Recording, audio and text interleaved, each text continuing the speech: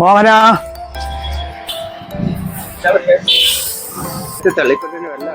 പഞ്ചറായി.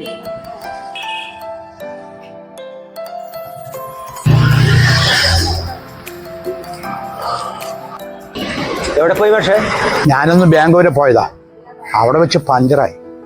അവിടെ മുതൽ തള്ളിക്കൊണ്ടുവരിക. ഒരു ഓട്ടോ പിടിച്ച് വരാൻ പാടില്ലായിരുന്നോ? അല്ലെങ്കിൽ ആ കിരണ് വിടാൻ പാടില്ലായിരുന്നോ? ഓട്ടോക്കാരൊന്നും ഇങ്ങോട്ട് വിളിച്ച് വരില്ലടോ. അല്ല, അവരെയും പറഞ്ഞിട്ട് കാര്യമില്ല. റോഡൊക്കെ കണ്ടില്ല, പൊട്ടിപ്പൊളിഞ്ഞല്ല കിടക്കുന്നേ. കണ്ണിൽ പൊടിയിടാനായിട്ട് ഈ ആദ്യ ഭാഗങ്ങൾ മാത്രം സ്വല്പം ടാർ ചെയ്തിട്ടുണ്ട്, അത്രേ ഉള്ളൂ. മാഷെ സൈക്കിൾ അവിടെ വെച്ച് എന്നെ വിളിച്ചാൽ മതിയായിരുന്നില്ല മാഷെ? ഞാൻ വന്ന് ശരിയാക്കി തരായിരുന്നല്ലോ. ഇതേ ഞാൻ തന്നെ പോകേണ്ട ആവശ്യമുണ്ടായിരുന്നു, അല്ലെങ്കിൽ പിള്ളേരെ പറഞ്ഞു വിട്ടേനെ. അപ്പോ അതൊന്നും എനിക്ക് പോയില്ല. പോയ ബുദ്ധി ആന പിടിച്ചാലും കിട്ടില്ല മാഷെ. കിട്ടേക്ക്. മാഷിന് ഇലക്ട്രിക്കൽ സൈക്കിൾ നോക്കിക്കൂടായിരുന്നോ? അതാകുമ്പോ ചവിട്ടയും വേണ്ട, കയറി ഇരുന്ന് അങ്ങ് പക്കോടും. ചവിട്ടാൻ അല്ലെങ്കിൽ എന്തിനാ മോഹന സൈക്കിള്? ഈ സൈക്കിളും ഞാനും തമ്മിലുള്ള ബന്ധം മോഹൻ അറിഞ്ഞൂടല്ലേ? ഞാനേ സ്കൂളിൽ പഠിക്കുമ്പോൾ മുതൽ ഇവൻ എൻ്റെ കൂടെയുണ്ട്.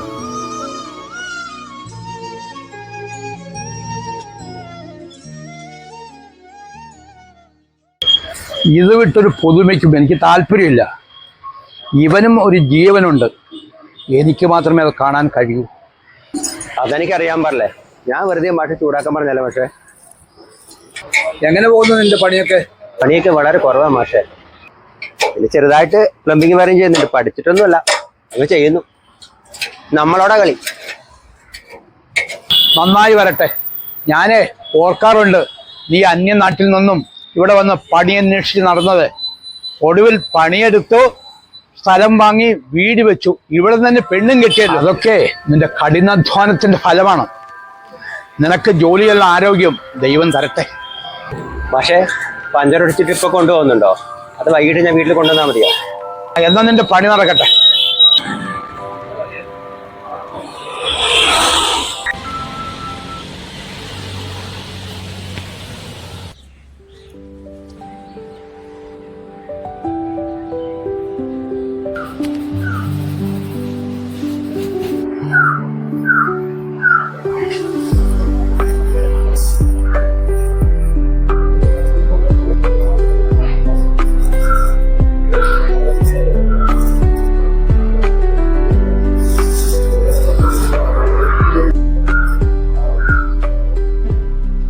യശോദേ,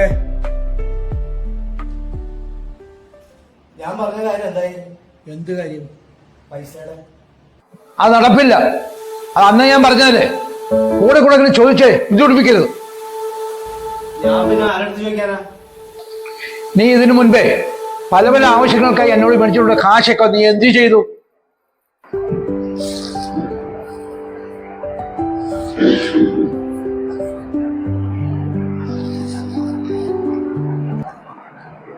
എന്റെ കയ്യിൽ പൈസ വന്നാൽ ആദ്യം തീർക്കുന്നത് നിങ്ങളുടെ കടമായിരിക്കും. എത്ര വെച്ച് കൂട്ടി വെച്ചേക്ക്. മക്കളെ വളർത്തി എന്നെ കണക്ക് ചോദിക്കാൻ വന്നിരിക്കണം. നിങ്ങൾ വന്നപ്പോഴേ വഴക്ക് തുടങ്ങിയോ?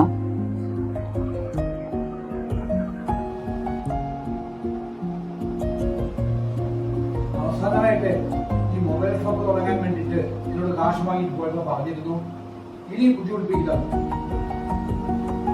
നിന്റെ കൂടെ പാർട്ടിപ്പ് തുടങ്ങി അവനുണ്ടല്ലോ, അവനോട് ചോദിക്കണ കാശ്. അവനിപ്പോഴും കട നടത്തുന്നുണ്ടല്ലോ. അതൊന്നും നടക്കില്ല കേട്ടാ. 1-2 രൂപയല്ല, 4 ലക്ഷം രൂപ നീ അന്ന് എന്നോട് മേടിച്ചിട്ട് പോയി. മതി ശകാരിച്ചത്. ഇത്തിരി നേരാ ചെറുക്കനൊന്ന് വീട്ടിലിരുന്ന് അപ്പൊ തുടങ്ങും ശകാരിക്കല്. എനിക്കൊന്നും കാശിന്റെ ബുദ്ധിമുട്ടറിയില്ല. ഇതൊക്കെ മനസ്സിലാക്കുന്ന സമയം വരും, അന്ന് നീ ഭഗവാനും വിഷമിക്കും. എന്റെ കാലശേഷം നിന്റെ അവസ്ഥ എന്താണെന്ന് നീ ആലോചിച്ചിട്ടുണ്ട്. എന്നാൽ ഞാൻ ആലോചിക്കുന്നുണ്ട്. അതാണ് നിങ്ങൾക്ക് ഞാൻ ബഹളം വയ്ക്കുന്നതായി തോന്നുന്നത്.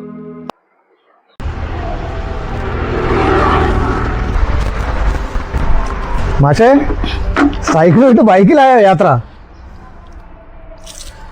അതെ, ഇത് അഴുക്ക് പിടിച്ച് കിടക്കുന്നു. ഈ സാധനങ്ങളൊക്കെ എങ്ങനെ കിടക്കുന്നതേ? അല്ല, നീ എന്താ ഈ വാഴക്കൊല്ലൊക്കെ ആയിട്ട്? കുറേ നാളായല്ലോ ഇങ്ങോട്ട് വന്നിട്ട്. സുധാര, നീ എപ്പോഴും ഇവിടെ വന്നോളൂ. ഇതൊന്നും ഇവിടെ വേണ്ടത് ഞാൻ നിന്നോട് എത്ര തവണ പറഞ്ഞിട്ടുണ്ട്. ഇവിടെ ഉണ്ടാക്കുന്നതന്നെ ഞാൻ ആർക്കെങ്കിലുമൊക്കെ കൊടുക്കുന്നതാണ്.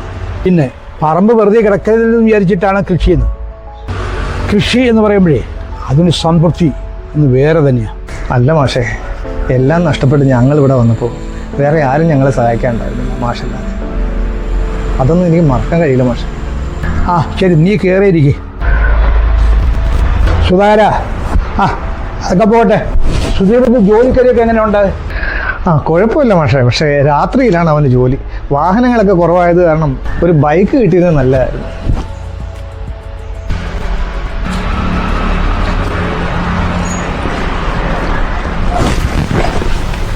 അച്ഛനെന്തിനാ വണ്ടി കഴിക്കുക? അച്ഛൻ്റെ പണിയെടുത്ത പോരെ?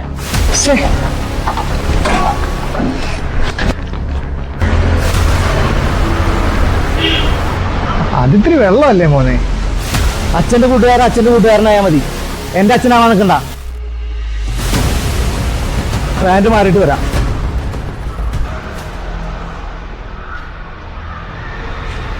ഞാനേ ഒരുപാട് കുട്ടികൾക്ക് നല്ലത് പറഞ്ഞു കൊടുത്ത് നേർവഴിക്ക് നടത്തി.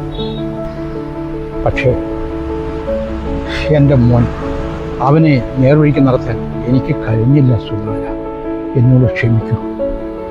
സാരമില്ല മാഷേ, മാഷത് കാര്യമാക്കണ്ട. അവൻ ഇങ്ങോട്ടെങ്കിലും അത്യാവശ്യമായിട്ട് പോകാൻ കാണും. നനഞ്ഞ് പാലിട്ടുകൊണ്ട് അവൻ എങ്ങനെ പോകും? സാരമില്ല, എനിക്ക് വിഷമമൊന്നുമില്ല. ഞാനത് മനസ്സിലാക്കേണ്ടിയിരുന്നു. ആ സാധനങ്ങൾ കയറ്റാൻ വണ്ടി വരുമെന്ന് പറഞ്ഞു. ഞാൻ എന്നാൽ പോട്ടെ.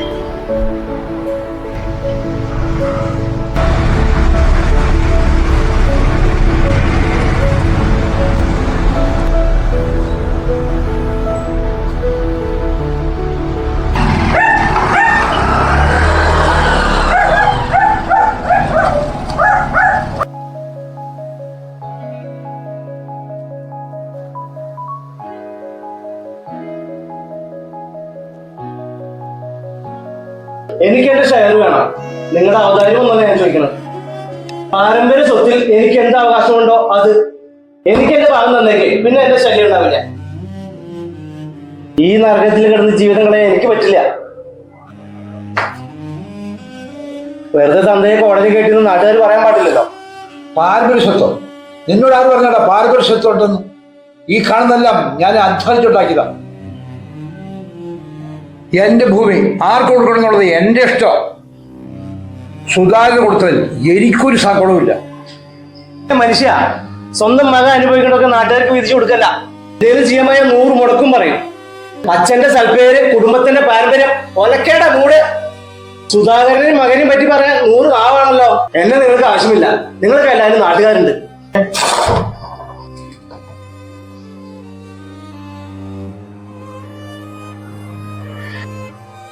എനിക്കറിയാം ഇതൊക്കെ അവന്റെ നന്മയ്ക്ക് വേണ്ടി നിങ്ങൾ പറയണേന്ന്. പക്ഷെ ഇതൊന്നും അവന്റെ തലയിൽ കയറണില്ലല്ലോ. ഈ പ്രായത്തിൽ എന്തിനാ സ്വന്തം മകന്റെ ശത്രുവാണത്? ഗുണത്തിനായാലും ദോഷത്തിനായാലും അവന്റെ ഇഷ്ടത്തിന് വിട്ടേക്ക്. അല്ലെങ്കിൽ അവന്റെ ജീവിതം നമ്മൾ നശിപ്പിച്ചു എന്നേ പറയുള്ളൂ. ശരിയാണ്, മണ്ടപോയത്ത് എങ്ങനെ വെള്ളം പോയതില്ല. ഇതെല്ലാം നമ്മുടെ കാലശേഷം അവന് തന്നെയുള്ളതല്ലേ. നിങ്ങൾ ഇനി ഒരു തടസ്സം പറയാൻ നിൽക്കണ്ട.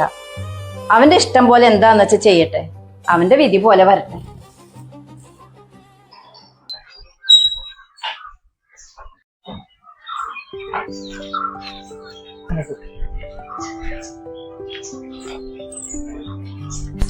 നമസ്കാരം.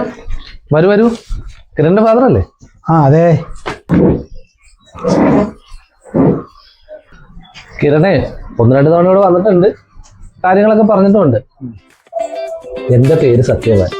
പേര് പോലെ തന്നെ എന്റെ പ്രവൃത്തി. ലോകത്തിന്റെ പല ഭാഗങ്ങളിലേക്കും ആൾക്കാർ ജോലി തരപ്പെടുത്തി കൊടുത്തിട്ടുണ്ട്.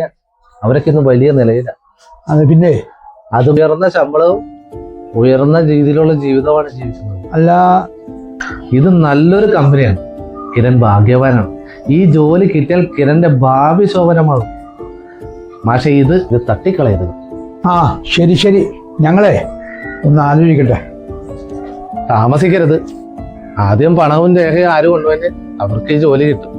തട്ടിക്കളയല്ലേ, നല്ലൊരു അവസരമാണ്. ശരി മാഷെ, എന്തെങ്കിലും സംശയം ഉണ്ടെങ്കിലേ കിരണിന്റെ കയ്യിൽ നമ്പർ ഉണ്ടല്ലോ, അതിൽ വിളിച്ചാൽ മതി. എടാ അതെ, എനിക്ക് അയാളുടെ സംസാരം അത്ര ഇഷ്ടപ്പെട്ടില്ല. നമ്മളെയൊന്നും സംസാരിപ്പിക്കാതെ അവൾ ഇടിച്ചു കയറി സംസാരിക്കുക. ഈ മണിച്ചെയിലേക്ക് ആളെ ചേർക്കുന്നല്ലേ, അവരെ പോലെയാണ്. നമുക്ക് വല്ല സംസാരിക്കാൻ പറ്റുമോ? എന്തോ കള്ളത്തരം ഒളിഞ്ഞു കിടപ്പുണ്ട്. എനിക്ക് ഭയങ്കര സംശയമുണ്ട് കേട്ടോ. പിന്നെ അത് ആലോചിച്ച് ദിവസം വൈകിച്ചാലേ ആണുങ്ങൾ കയറിപ്പോവും. അച്ഛൻ ഈ മാഷിന്റെ കണ്ണോണ്ട് കാണുന്ന കാരണ. ഏതായാലുമേ നീ പോവുകയല്ലേ, ഈ വണ്ടിയെ സുദീപിന് കൊടുത്തേ. ഇവിടെ ഇരുന്നാലേ അത് നശിച്ചു പോകും. അവനാണെങ്കിൽ ഇപ്പോൾ ഒരു വണ്ടിയുടെ ആവശ്യമുണ്ട്. പിന്നെ അവൻ്റെ കയ്യിലുണ്ടെങ്കിലേ ചില സമയത്ത് എനിക്കത് ഉപകാരപ്രദമാവും. ഈ കാശിൻ്റെ കാര്യമൊന്നും പറയണ്ട, ഈ വണ്ടി അവന് കൊടുത്തേക്ക് കേട്ടോ. മാഷെ ഞാൻ ലേറ്റായോ? ആളെ കണ്ടോ? ആ കണ്ടോ സുധാര, നമ്മൾക്കൊന്ന് ആലോചിക്കാനുണ്ട്. അച്ഛാ, നമ്മുടെ കാര്യങ്ങൾ വഴിയിലൂടെ പോണവരോടെ ചർച്ച ചെയ്യണ്ട. കിരണേ, നല്ലത് വരണമെന്നാണ് ഞങ്ങൾ ആഗ്രഹിച്ചിട്ടുള്ളത്. പോടാ.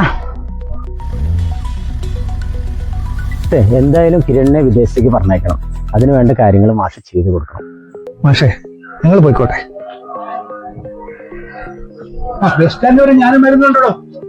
അവരെ വേറെ അങ്ങോട്ടേക്ക് പോകാനുണ്ട്. വരും മാഷെ, നമുക്ക് ഒരുമിച്ച് പോകാം. മാഷെ നമുക്ക് വീട്ടിൽ കൊണ്ടേക്കാം. സുധാകരൻ അറിഞ്ഞൂടെ? അവൻ എപ്പോഴെങ്കിലും എന്നെ വണ്ടിയുടെ പുറയിൽ വെച്ച് കൊണ്ടുവന്നിട്ടുണ്ട്. അവന് 100 കൂട്ടം തിരക്ക് പറഞ്ഞ് പോകുന്നല്ലേ. കുട്ടികളല്ലേ.